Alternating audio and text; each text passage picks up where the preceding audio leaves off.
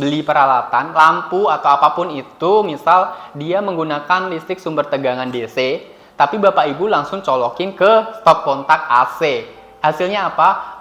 Barang elektronik atau lampu atau apapun itu dia bakal langsung meledak. Karena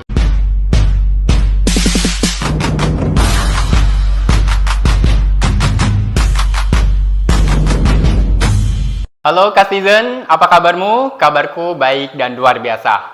Oke, kita akan tema hari ini adalah belajar tentang basic elektrik dan juga basic lighting. Nah, dalam dunia listrik itu pasti kita akan banyak sekali belajar tentang apa itu istilah-istilah dalam kelistrikan. Sebelum kita masuk ke istilah kelistrikan, kita belajar tentang sistem penyaluran tenaga listrik. Nah, di sini Bapak Ibu bisa lihat nih, di sini untuk sistem penyaluran akan dibagi 3, yaitu ada pembangkit, ada transisi, dan juga ada distribusi. Nah, kita akan lihat dari pembangkit pasti ada PLTA, PLTU kayak gitu, pembangkit listrik. Terus untuk transmisi ya, transmisi di sini ada dari PLN, di situ ada gardu induknya. Nanti dari gardu induk ini diolah akan didistribusikan ke 3 konsumen atau 3 kita bagi 3, yaitu yang pertama dari tegangan rendah. Biasanya tegangan rendah itu biasanya masuk ke perumahan-perumahan. Kalau tegangan menengah biasa masuk ke bisnis-bisnis perkantoran kayak gitu. Nah, untuk tegangan tinggi biasanya mereka bakal masuk ke pabrik atau beberapa tempat-tempat yang membutuhkan tegangan besar kayak gitu. Nah, di sini yang biasa kita di rumah kita itu adalah listrik di tegangan rendah. Kalau tegangan rendah itu biasa berkisar antara 220 volt sampai 380 volt biasanya. Nah, habis itu untuk istilah-istilah kelistrikan. Nih, kita lihat istilah kelistrikan. Di sini kita akan mengenal yang namanya daya listrik. Daya listrik. Nah, kalau di rumah itu kan pasti kalau Bapak Ibu semua pasti bakal tahu ya daya listrik itu apa ya. Nah, pasti ada berapa nih rumah ini dayanya berapa kayak gitu. Itu adalah jumlah energi listrik yang yang bekerja pada di rumah itu berapa kayak gitu. Nah, besarannya itu adalah watt. Jadi kalau berapa watt itu adalah ditanya adalah daya listriknya berapa. Nah, nanti kita lihat daya listrik ada lagi namanya kuat arus. Kalau kuat arus itu biasanya satuannya, kalau kita Bapak Ibu pernah dengar ampere atau A gitu, berapa A gitu, itu adalah kuat arusnya. Jadi kuat arus yang ada dalam listrik itu. Nanti ada juga yaitu volt atau voltage. Voltage itu artinya yaitu tegangan. Nah, selain daya ada kuat arus, ada tegangan. Tegangan itu satuannya volt, yaitu nanti kalau di perumahan biasanya kalau tegangan di Indonesia standarnya itu 220 volt. Nanti habis itu kita akan masuk di hambatan atau resistan biasanya kalau bahasa tekniknya. Nah, atau biasa R untuk hurufnya. Nah, satuannya itu adalah ohm. Hambatan itu bisa masuk ke dalam misal kabel, hantaran kabel itu juga termasuk hambatan, tapi biasanya hambatan itu juga bisa dibilang beban listrik. Kalau beban listrik itu contohnya kayak lampu. Nah, kita kan jualan lampu nih, jadi lampu itu masuknya ke dalam hambatan kayak gitu. Kalau Bapak Ibu lihat di layar di sini, nah ini hubungan antara istilah-istilah kelistrikan tadi.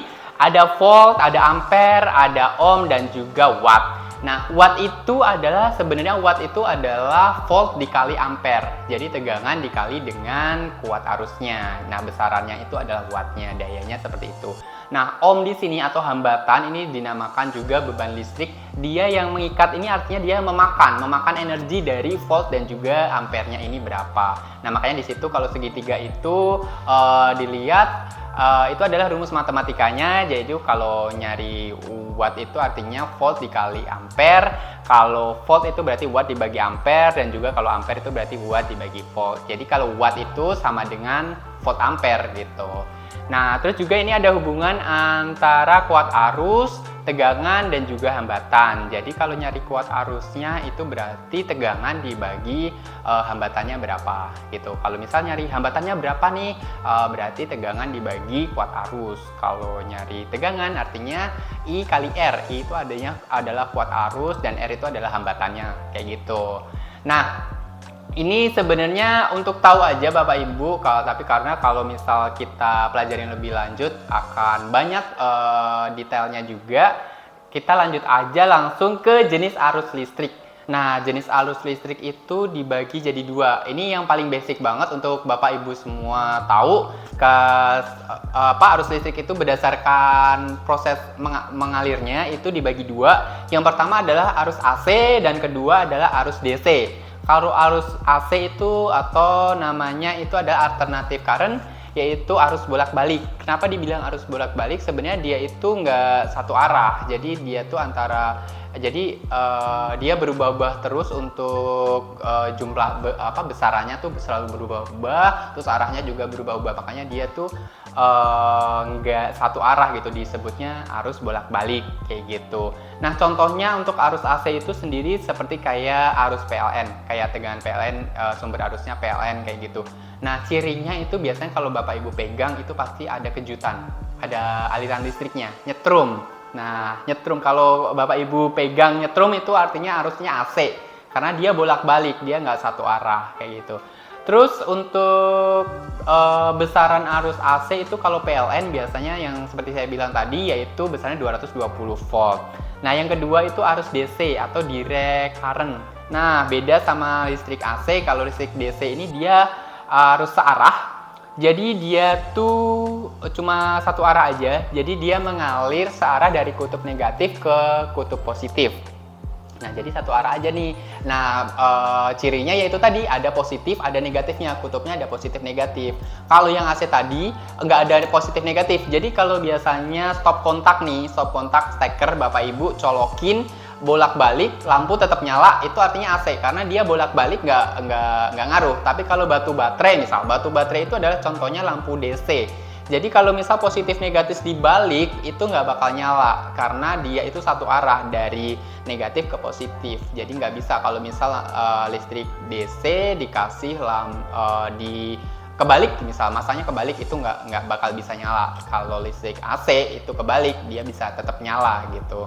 Nah, terus juga yang paling penting adalah jangan sampai Bapak Ibu beli peralatan lampu atau apapun itu, misal dia menggunakan listrik sumber tegangan DC, tapi Bapak Ibu langsung colokin ke stop kontak AC. Hasilnya apa? Barang elektronik atau lampu atau apapun itu dia bakal langsung meledak karena itu listrik sumbernya itu harus DC. Karena kalau dikasih DC dikasih AC dia akan meledak. Tapi kalau AC dikasih DC dia tidak akan nyala kayak gitu. Nah, di sini ada standar warna kabel listrik. Nah, biasanya tuh kan ada ada beberapa kabelnya. Ada colokan kan ada dua nih. Biasanya kalau AC itu biasanya kabelnya tuh ada warna merah sama warna biru kayak gitu. Nah, merah itu biasanya identik dengan listrik L. Kan kalau AC itu L sama N. Kalau N itu kabel listriknya. Kalau N itu kabel netral. Satu lagi biasanya ada yang kabel kuning hijau. Kuning hijau itu artinya kabel grounding.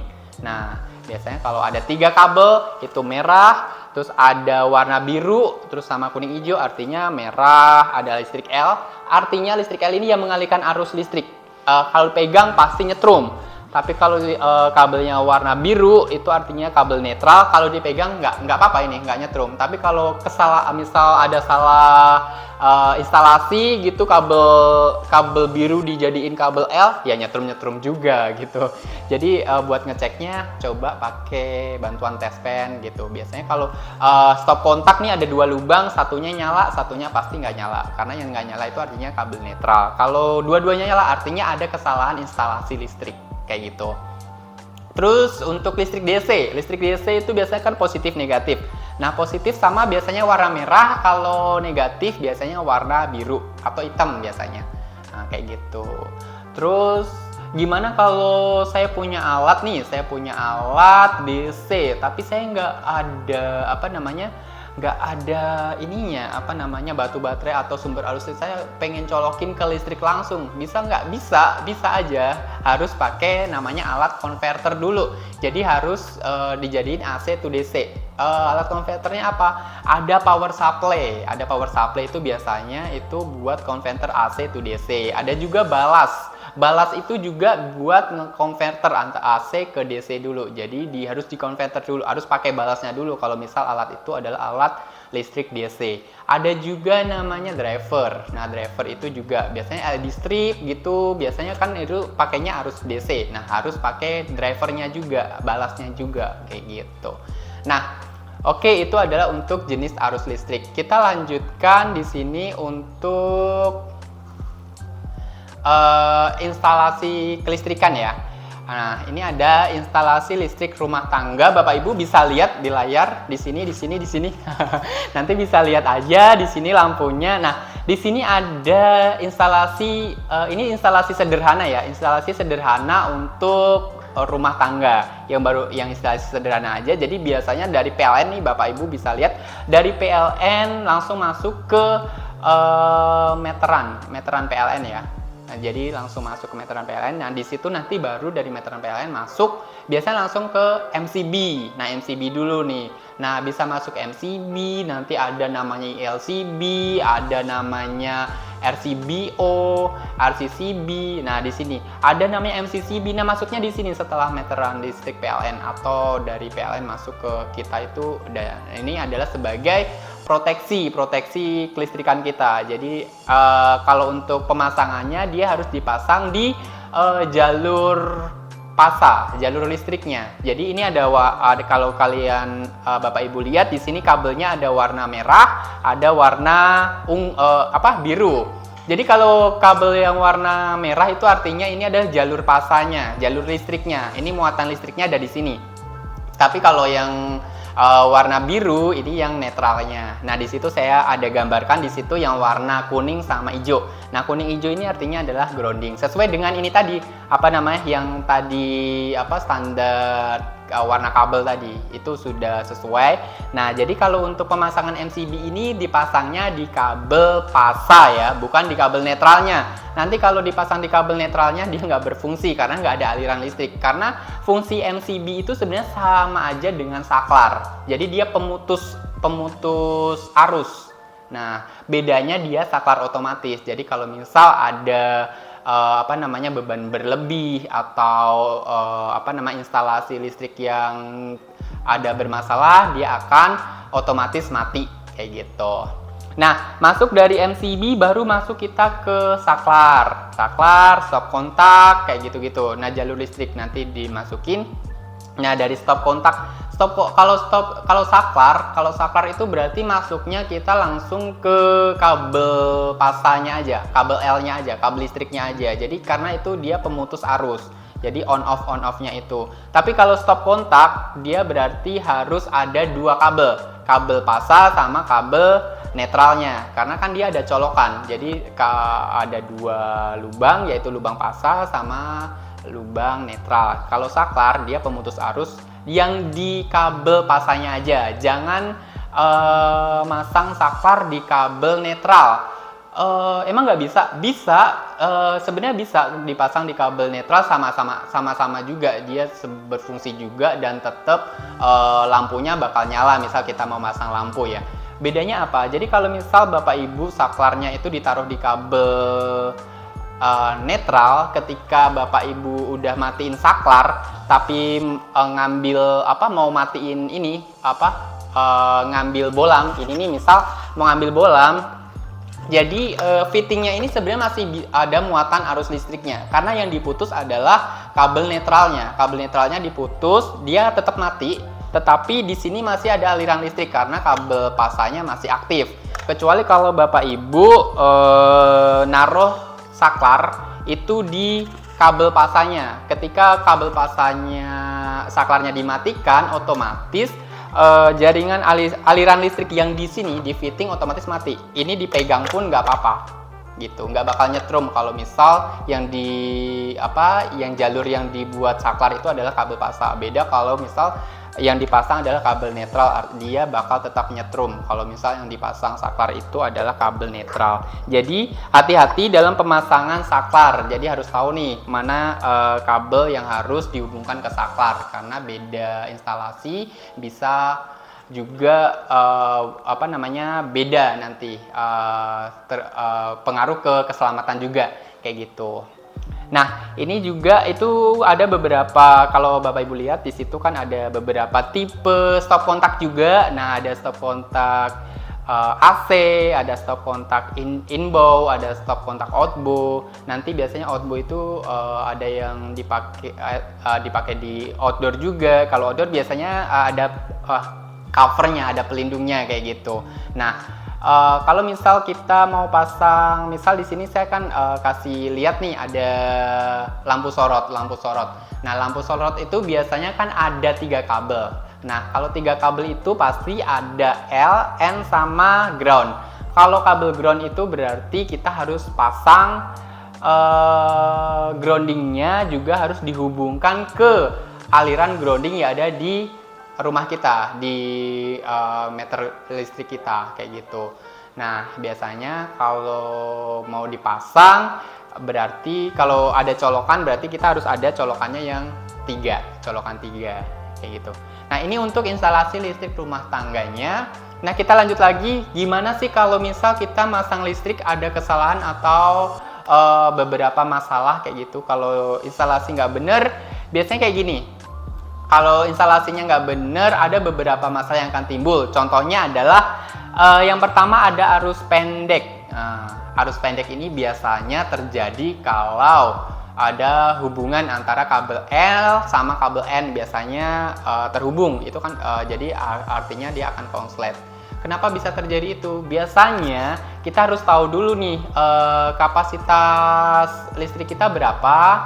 Jadi kita bisa nentuin kabel yang mau dipakai. Nah, kesalahan Bapak Ibu memilih kabel akan bisa menyebabkan terjadi beberapa masalah yang timbul di instalasi kelistrikan. Kalau misal kabelnya nggak kuat, misal kabelnya kapasitas listrik Bapak Ibu semua misal sampai 300 volt atau lebih gitu, tapi kabelnya hanya dikasih kapasitas yang lebih rendah dari itu. Artinya dia akan listrik itu kan panas ya, jadi lama-kelamaan dia akan bisa ngelupas isolasinya dan menimbulkan itu tadi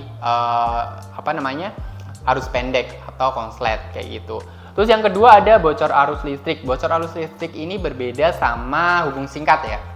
Kalau hubung singkat itu biasanya ada koneksi antara kabel L sama kabel N. Kalau arus pendek itu artinya dia ada bocor arus listrik yang mengalir tetapi tidak sesuai dengan jalurnya gitu. Bisa juga karena ada faktor kesetrum. Nah, jadi kalau misal Bapak Ibu pernah memegang komponen elektronika, misal TV atau komputer atau apapun itu, misal di bodinya itu kok nyetrum ya kayak gitu. Nah, itu artinya listrik Bapak Ibu ada bocor arus tuh di situ. Jadi ada arus yang keluar dari jalur. Nah, itu juga masalah. Jadi itu berarti ada beberapa instalasi yang kurang benar. Terus juga yang ketiga adalah beban berlebih. Beban berlebih itu gimana? Beban berlebih itu artinya adalah melebihi kapasitas dari alatnya. Misal stop kontak itu kan sebenarnya juga ada kapasitasnya juga. Ada yang tipe 10 ampere, ada yang 16 ampere, ada berapa ampere gitu. Tapi ketika stop kontak, misal stop kontak 10 ampere. Nah, sedangkan alatnya itu menggunakan kapasitas dari barangnya itu sebesar 16 ampere atau lebih gitu. Nah, otomatis dia akan mengantarkan ke listriknya itu 16 ampere juga. Artinya dia melebihi dari kapasitas yang normalnya dia. Jadi ini bisa mengakibatkan kebakaran juga. Atau kalau contoh di gambarnya di sini satu stop kontak buat beramai-ramai nih. Nah, ini artinya juga melebihi kapasitas. Nah, artinya ini bisa menimbulkan kebakaran juga. Nah, itu tadi kita bahas tentang basic elektrik. kita akan bertemu lagi di video-video selanjutnya. Terima kasih.